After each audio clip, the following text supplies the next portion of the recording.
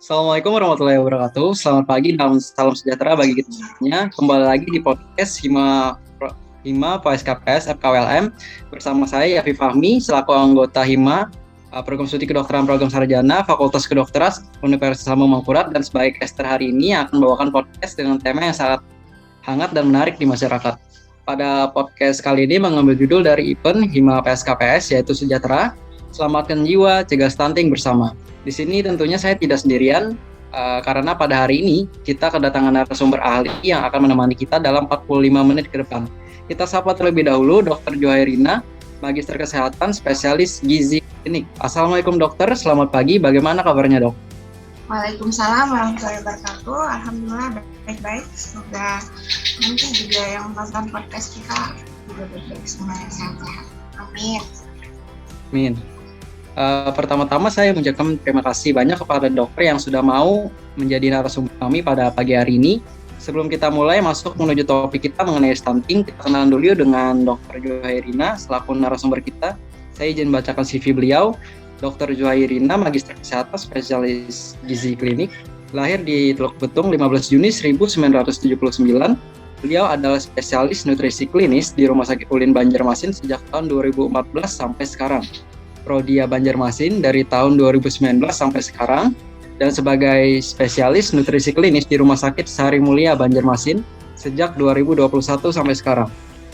Wah, dilihat dari perjalanan karir beliau, kita sudah bisa melihat ya bahwa beliau ini sudah sangat ahli dalam masalah nutrisi ini, dan pasti cocok untuk para pendengar yang tidak hanya dari tenaga medis tetapi juga masyarakat secara luas. Baik, mungkin kita bisa mulai ya dok acara podcast kita pada pagi hari ini. Sesuai dengan judul yang kita bawakan nih dok, yaitu stunting. Ini sebenarnya sudah sering kita dengar di masyarakat dok. Tetapi sebenarnya stunting itu apa sih dok? Ya, terima kasih. Stunting itu sebenarnya berasal dari bahasa Inggris. Kata-katanya sebenarnya berasal dari short stature, short pendek, stature perawakan. Jadi perawakan pendek itu asal muasal kata dari stunting. Nah, tapi kita harus bedakan dulu antara short stature dengan stunting tadi. Tidak mesti kalau misalnya nanti ada orang pendek terus kita bilang dia anak itu stunting, bukan berarti. Kalau stunting itu dia ada proses yang terjadi di situ. Jadi pertama memang screeningnya kita harus lakukan dengan pemeriksaan tinggi badan berdasarkan umur. Kalau misalnya anak tersebut nanti ada kriterianya, dengan standar deviasi Z-score dari WHO itu ada tabelnya, biasanya petugas kesehatan baik di posyandu, puskesmas itu pasti sudah familiar dan sering melakukan semua. Nah, kalau misalnya dia ada di -2 atau nanti dia severe-nya -3, nah -3 standar deviasi Z-score itu dikatakan standard atau severe standard. Jadi dia pendek atau sangat pendek, tapi bukan juga berarti dia dalam keadaan stunting. Jadi si stunting ini, si proses ini kita harus banyak lakukan pemeriksaan. Nah, dia kan banyak stunting ini kalau WHO bilang adalah suatu keadaan growth failure. Jadi dia pertumbuhan yang gagal. Jadi ada proses pertumbuhan yang gagal di situ. Nah, jadi penilaian selain tinggi badan pertama, screening pertama tinggi badan tadi adalah penilaian lain, apakah anak itu misalnya terlambat perkembangan sesuai umurnya, baik motoriknya, sensoriknya, visualnya, semua akan dinilai. Baru tuh dibilang anak itu stunting gitu. Oke, baik. Jadi tadi itu ada kriterianya dok. Jadi apa untuk perbedaannya sendiri dengan anak normal apa ya dok? Nah, itu tadi. Jadi screening pertama kita adalah dengan melakukan pengukuran berat badan, tinggi badan sesuai umurnya. Kita tetapkan berdasarkan kriteria dari Z-score-nya tabel WHO itu, baru kita lihat lagi bagaimana perbandingannya dengan anak normal. Jadi kalau misalnya dijejerkan anak dengan umur yang sama, jadi kita lihat anak yang normal sama anak yang stunted. Nah, biasanya anak stunted pasti tinggi badannya akan lebih pendek dibanding anak yang normal. Itu udah bisa terjaring, itu namanya stunted. Nah, baru kita akan lakukan pemeriksaan lain untuk menegakkan diagnosis stuntingnya tadi. Gitu. Jadi secara secara visual kita sudah bisa lihat, jadi ada anak berjejer beberapa orang atau 1-2 orang dengan umur yang persis sama, dia berbeda tinggi badan, itu patut kita duga dia stunted. Gitu.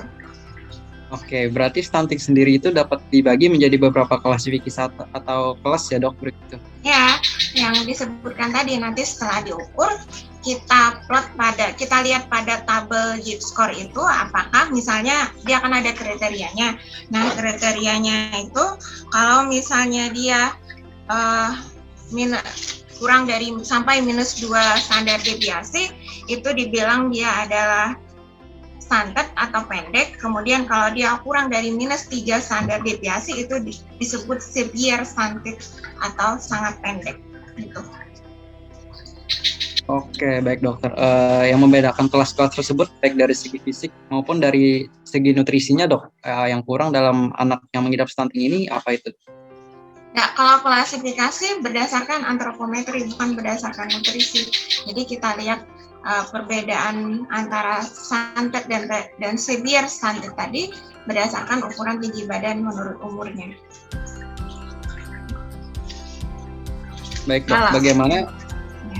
Oke, silakan dok. Ya kalau etiologi mungkin salah satunya dari nutrisi, tapi kalau klasifikasi dari ukuran tubuh tadi. Oke, baik dok. Untuk angka stunting sendiri di Indonesia dan dunia saat ini bagaimana? Nah, kalau angka stunting saat ini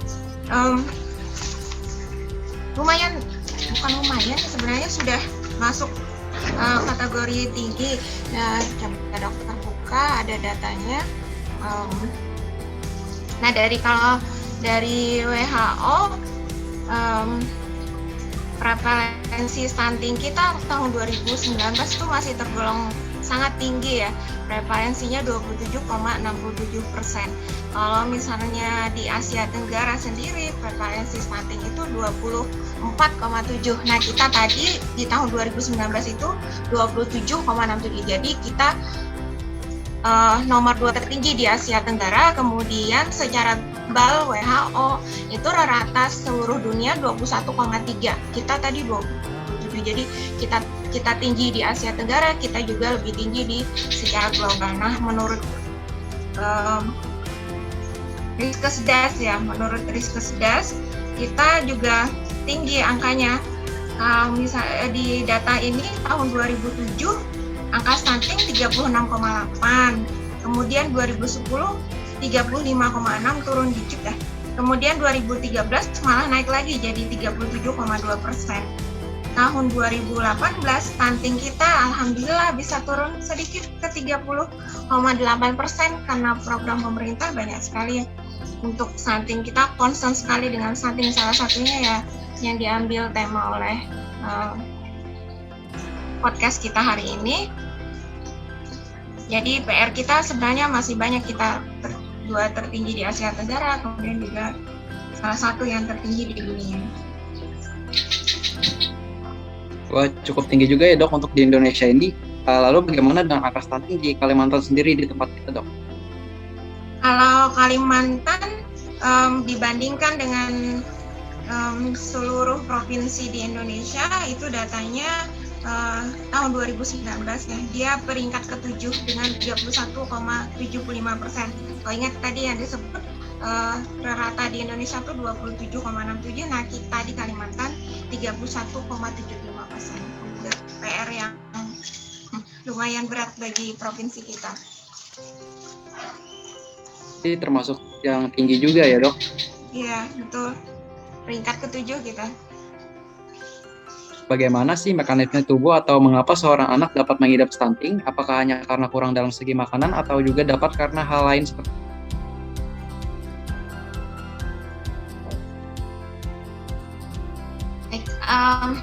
tadi istilahnya stunting ya. Kalau kita ingat, kalau bahasa Inggris, ing itu berarti ada satu proses di situ ya. Jadi stunting itu adalah satu proses kegagalan pertumbuhan akibat akumulasi ketidakcukupan nutrisi yang berlangsung sangat lama. Jadi mulai dari kehamilan sampai usia 24 bulan. Itu krusial sekali. Jadi sebenarnya stunting ini adalah mekanisme adaptasi dari tubuh si anak itu karena ketidakcukupan nutrisi, hasilnya dia jadi gagal tumbuh begitu. Jadi itu prosesnya lama, makanya kenapa disebut stunting ini kronis, karena dia berlangsung dari kehamilan waktu dia di dalam kandungan ibu. Baik dok, untuk ciri-ciri umum atau spesifiknya dari anak mengidap stunting apa sih dok, supaya kita sendiri bisa aware gitu dengan stunting ini dok? Ya, yang pertama tadi yang sudah kita sebutkan ya, jadi kalau misalnya kita lihat anak-anak persis umuran itu terus dia pendek, nah itu patut kita curiga dia stunted, artinya pertumbuhannya terlambat. Kemudian dia biasanya wajahnya tampak lebih muda dari usianya sebenarnya, jadi kalau dibandingkan dia lebih muda. Nanti jangan salah kira kalau misalnya dia lebih muda terus anaknya jadinya kayak baby face sekali, padahal kita lihat perawakannya pendek. Ini salah satu tanda lagi bahwa kemungkinan itu juga terdiagnosis stunting itu. Kemudian pertumbuhan giginya terlambat, jadi tidak sesuai umurnya. Kan ada juga biasanya kepercayaan nanti dia lebih duluan bicara atau lebih duluan jalan daripada gigi. Nah itu juga tidak benar. Jadi pertumbuhan gigi juga harus sesuai dengan umurnya. Kemudian performnya lebih buruk. Jadi tadi perkembangannya juga terlambat, tidak sesuai dengan umurnya. Kemudian biasanya kalau sudah terdiagnosis di akhir-akhir, misalnya anak sudah masuk SD begitu, jadi dia cenderung lebih pendiam, jarang kontak. Nah itu salah satu ciri-ciri dari beberapa ciri stunting anak-anak stunting. Wah, ternyata lumayan banyak ya teman-teman pendengar untuk ciri-cirinya dari umum maupun spesifik. Dok, masyarakat pastikan sudah sangat familiar nih dengan 4 sehat 5 sempurna dok. Ini misalnya ada anak makan dalam porsi yang cukup, akan tetapi sesuai dengan kebutuhannya. Apakah anak tersebut dapat mengidap stunting juga dok? Nah itu tadi, karena kita ingat di pertama tadi bilang stunting itu adalah proses ya. Proses itu berlangsung dari kehamilan. Jadi kalau misalnya karena dia kronis lama, jadi kalau misalnya di kehamilannya dia sudah kurang, kemudian 1000 hari pertama kehidupannya dia juga kurang.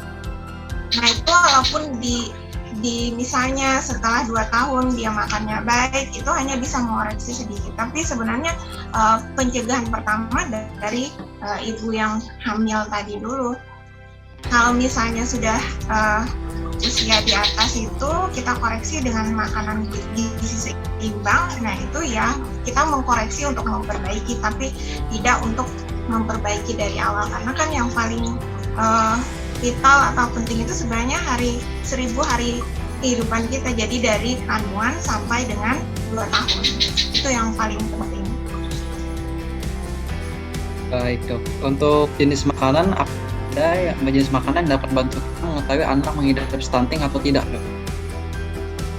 Kalau makanan karena kita tadi ingat ya, nah kita ulang-ulang lagi kan karena itu tadi kronis dari kehamilan, jadi yang paling pertama harus kita edukasi. Kalau misalnya adik-adik ketemu ibu hamil atau siapapun pendengar yang ketemu lihat ibu hamil misalnya kurus, curiga itu gizi kurang, itu juga harus diberikan edukasi atau diajak-ajak gitu kan. Kok misalnya bu, ayo dok kita ke nanti ditemani ke posyandu atau ke bidan, itu kan akan dilakukan screening apakah si ibu hamil ini menderita kurang energi kronis atau tidak. Nah kalau dia misalnya si ibu hamil ini dengan kurang energi kronis itu akan beresiko melahirkan anak yang stunted tadi. Jadi pencegahannya tuh dari awal, jadi ibu hamilnya harus tercukupi gizinya, kemudian begitu melahirkan anak sampai 6 bulan harus dengan ASI eksklusif, kemudian MPASI-nya juga harus benar di 6 bulan sampai 2 tahun. Nah itu yang paling penting, jadi dari hamil 9 bulan, kemudian ASI eksklusif, kemudian MPASI sampai 2 tahun tuh sudah harus benar-benar mencukupi kebutuhan gizi anak dari kandungan sampai 2 tahun tadi. Baik dok, ternyata 1000 hari pertama dan MPASI juga sangat menunjang ya dok terhadap anak. Jadi Apakah stunting ini merupakan penyakit yang hanya dapat diidap oleh anak-anak saja atau orang dewasa juga dapat mengidapnya, Dok? Kalau orang dewasa karena perkembangannya sudah terhenti ya, jadi kita bisa kategorikan dia sebagai tadi balik lagi status gizi stunted atau severe stunted, tapi bukan stunting. Jika misalnya kita ada orang dewasa ukur tinggi badan, misalnya nanti mau dicek apakah dia sesuai umur, itu hanya bisa dibilang pendek atau sangat pendek, gitu. Tapi bukan stunting karena sudah koreksinya sudah lewat. Oke, baik. Stunting ini sendiri, Dok, apakah ada penyakit lain yang dapat menyebabkan stunting? Kalau penyebab stunting itu sebenarnya banyak ya. Penyebab stunting ada, terutama kalau misalnya anak dengan ibu yang kurang energi protein tadi, itu resiko sekali untuk terjadi stunting. Kemudian ekonomi juga, faktor ekonomi, kemudian faktor pendidikan dari ibu, keluarganya yang menunjang kecukupan gizi pada ibu hamil dan kontrol pada kehamilan. Nah, itu juga sangat berpengaruh. Atau penyakit-penyakit yang memang diderita oleh si ibu atau dia hamil, misalnya diabetes mellitus atau hipertensi yang rentan untuk melahirkan anak yang prematur atau stunted. Jadi kompleks. Jadi ibunya harus benar-benar siap untuk hamil dalam keadaan sehat. Kemudian keluarga juga harus menunjang untuk tercapainya kecukupan nutrisi pada ibu hamil sehingga bisa mencegah resiko melahirkan anak yang stunted. Ternyata ada banyak faktor ya, Dok, terkait stunting ini. Lalu, Dok, apakah kemungkinan yang dapat terjadi pada anak pengidap stunting pada saat dia tumbuh dewasa nanti, Dok?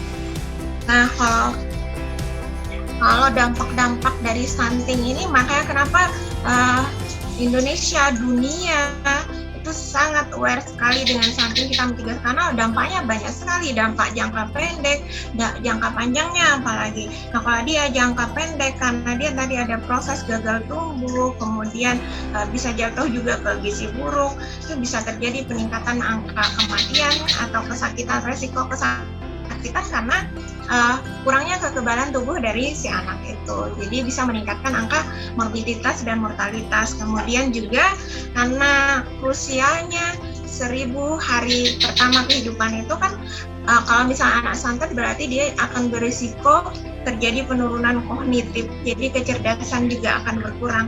Kemudian motorik, kemampuan motorik, gagal perkembangan tadi, motoriknya berkurang, kemampuan verbal atau bahasanya juga berkurang. Kemudian secara ekonomi di tingkat keluarga, kalau jangka pendeknya pasti kalau anak stunted kan beresiko akan tadi rentan untuk terjadi infeksi. Jadi kan akan bolak-balik ke rumah sakit, puskesmas, tentu akan meningkatkan kalau misalnya jangka pendek. Kemudian kalau jangka panjang nih, kalau untuk negara ya, jadi juga angka morbiditas dan mortalitas penduduk di negara itu juga akan meningkat. Kemudian resiko nanti sumber dayanya waktu dia akan dewasa juga akan menurunkan, tadi ada penurunan fungsi kognitif dan motorik juga. Jadi tentu itu akan jadi beban bagi keluarga dan negara juga ya. Kemudian ekonomi juga, jadi akan terjadi penurunan produktivitas, kapasitas kerja dari penduduk Indonesia yang tadi ada riwayat stunted atau dia sudah terdiagnosis stunting. Jadi pasti ekonomi juga akan. Jadi dampaknya banyak sekali, pendek dan panjang.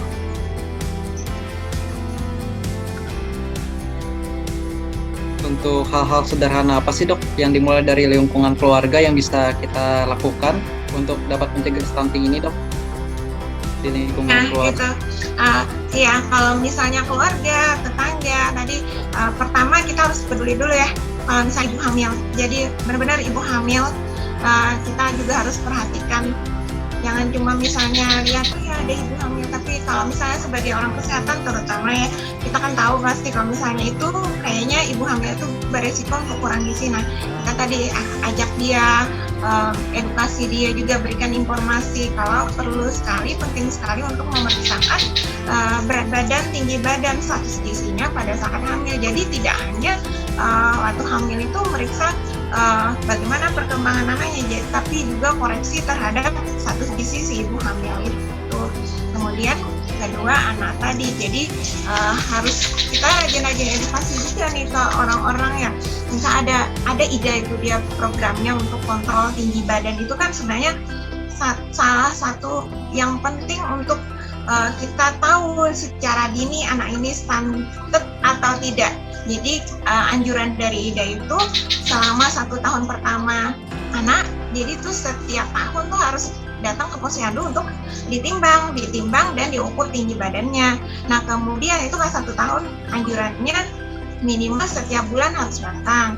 Kemudian dari 1 sampai 3 tahun tuh minimal 3 bulan sekali. Nah, jadi kalau 1 tahun sebulan sekali, kalau sampai 3 tahun tuh 3 bulan sekali, sampai 6 tahun tuh 6 bulan sekali, di atasnya baru setiap tahun. Itu kita bantu informasi supaya bisa deteksi dini petugasnya, ini anak sudah masuk kriteria stunted, bagaimana kita harus cegah dia jadi stunting.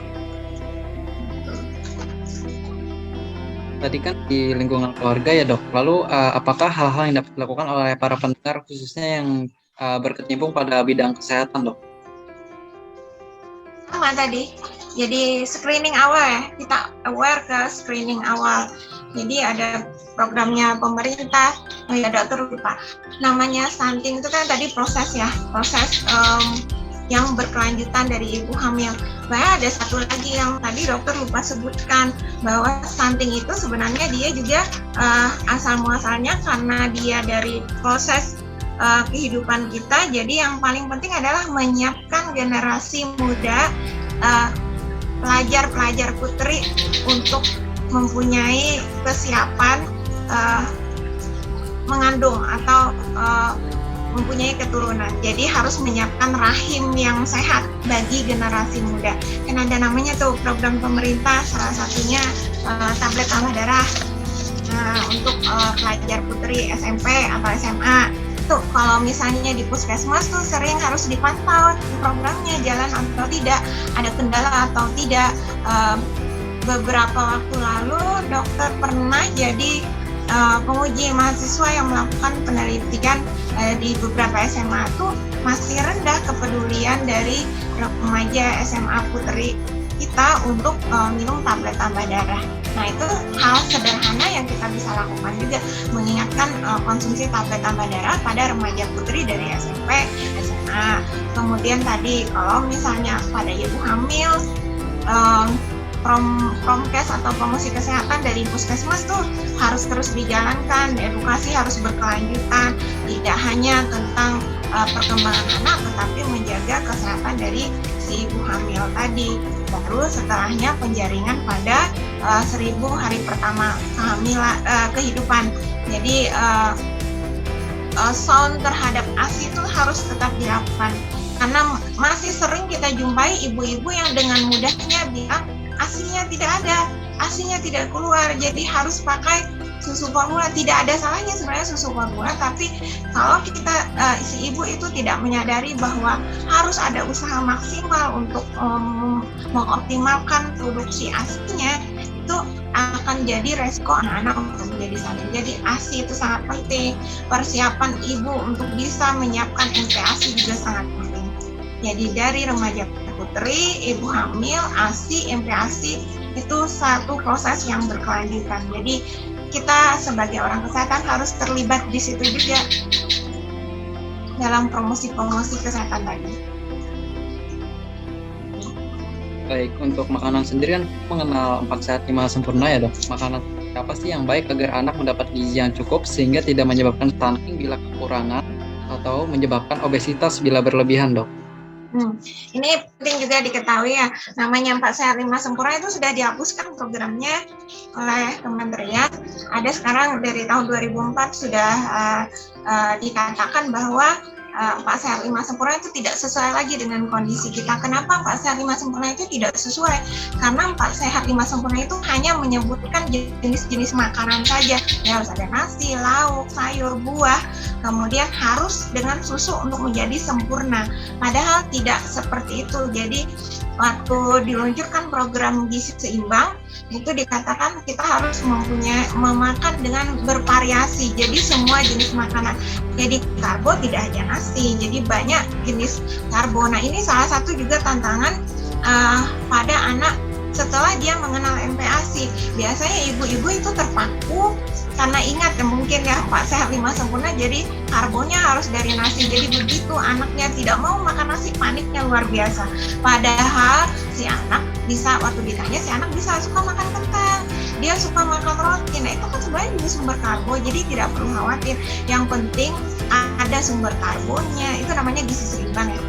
Ada sumber karbonya, ada sumber protein, ada sumber lemaknya, dan vitamin mineral di dalam. Nah, itu yang harus kita kenalkan kepada ibu-ibu yang sekarang, bahwa ada banyak sumber makanan, tidak melulu hanya cerita tentang nasi, kemudian lauknya harus ikan, padahal ada banyak sumber lain seperti telur, kemudian daging ayam, itu ikan juga bermacam-macam, tidak hanya satu atau dua macam ikan. Kemudian juga ada protein dari nabati. Nah, itu juga harus diberikan. Dan sekarang kenapa jadi beralih ke gizi seimbang? Karena gizi seimbang itu dia tidak hanya menekankan pada makanan saja. Kalau dulu kan hanya cerita 4 Sehat 5 Sempurna, tidak ada cerita yang lain untuk menjadikan penduduk Indonesia itu sehat. Jadi sekarang namanya gizi seimbang itu dia ada 4 pilar. Jadi yang pertama tadi makanannya harus beraneka ragam jenis makanan. Kemudian yang kedua, perilaku hidup bersih. Nah, ini juga salah satu kekurangan air bersih, juga salah satu resiko melahirkan anak yang stunted. Jadi yang pilar kedua perilaku hidup bersih. Kemudian yang ketiga melakukan aktivitas fisik. Kenapa disuruh melakukan aktivitas fisik? Karena sekarang Indonesia itu dia triple burden. Jadi salah satu yang juga selain gizi buruk tadi, triple itu 3 ya. Masalah gizi, satu tadi stunting, kemudian yang kedua gizi buruk, beda stunting sama gizi buruk beda. Kemudian yang ketiga obesitas. Maka kenapa pilar ketiga kita adalah meningkatkan aktivitas fisik untuk mencegah terjadinya obesitas. Nah, yang keempat memantau berat badan. Nah, berat badan ini kan kalau memantau berat badan berlaku untuk semua ya. Mau stunted, mau gizi buruk ataupun obesitas, kita tetap harus membiasakan untuk memantau berat badan. Jadi acuannya sekarang ke gizi seimbang, bukan 4 Sehat 5 Sempurna. Dan untuk perkenalan gizi seimbang ini pada anak sangat mudah sebenarnya, karena kita kan sumbernya bermacam-macam ya. Ada karbo tadi, nasi, bisa roti, bisa kentang, bisa jagung. Nah, itu bermacam-macam. Kemudian sumber lauk, hewan, protein, dan dari tumbuhan juga kita bermacam-macam. Hewan ada telur tuh salah satu yang protein hewan, asam aminonya sangat lengkap. Kemudian daging, ayam, ikan. Terus nabatinya bisa dari tahu, tempe, kacang-kacangan, kemudian buah 1-2 kali. Jadi yang paling penting untuk anak adalah asam amino untuk memacu pertumbuhan. Jadi yang dicukupi adalah dari protein, sumber protein, terutama protein hewan.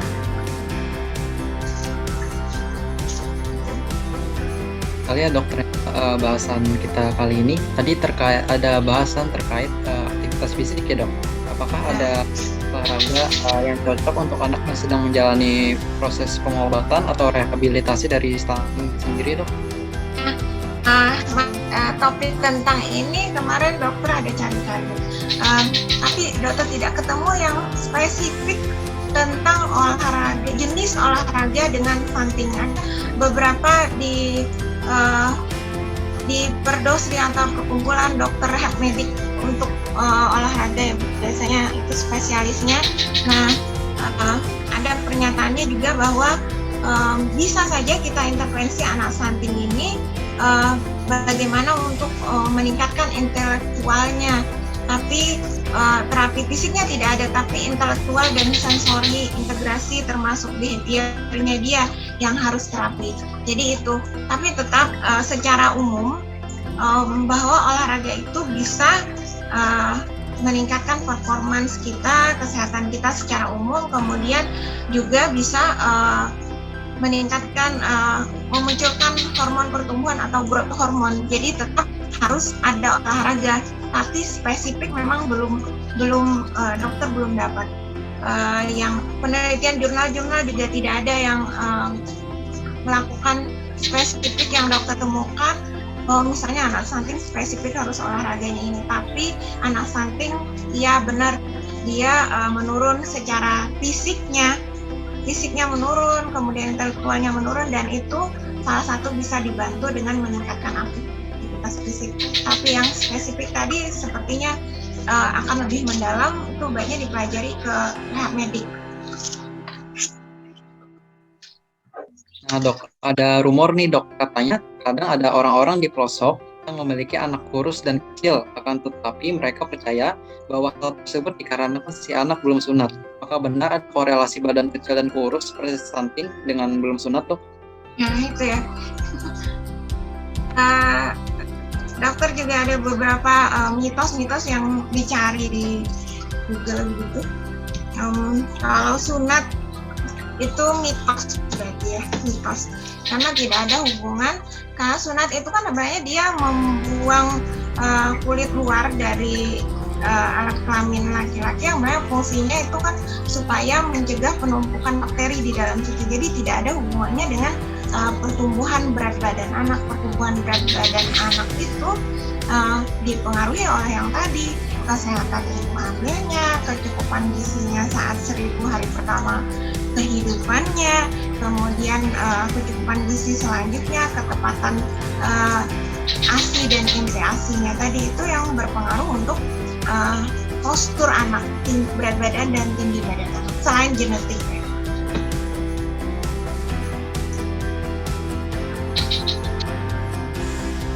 Baik, sepertinya daftar pertanyaan yang saya miliki sudah habis ya dok. Mungkin seperti itulah bincang-bincang kita mengenai stunting dengan Dr. Juhairina.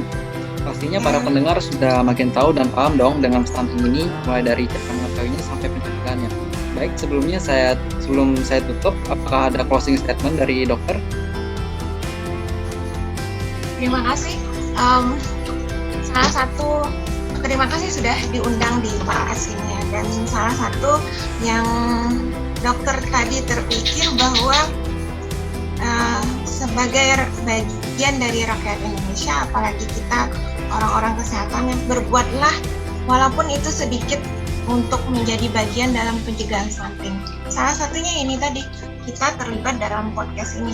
Mudah-mudahan nanti podcast ini bermanfaat, ada yang nonton terus bisa lihat, nanti bisa juga akhirnya melihat-lihat sekeliling. Jadi membantu itu bukan hanya terlibat dalam program di Kementerian Kesehatan, tidak harus seperti itu, tapi sebagai orang biasa juga kita harus menjadi bagian dari program pencegahan stunting, karena kita masih tertinggi di Asia Tenggara, juga tertinggi secara global.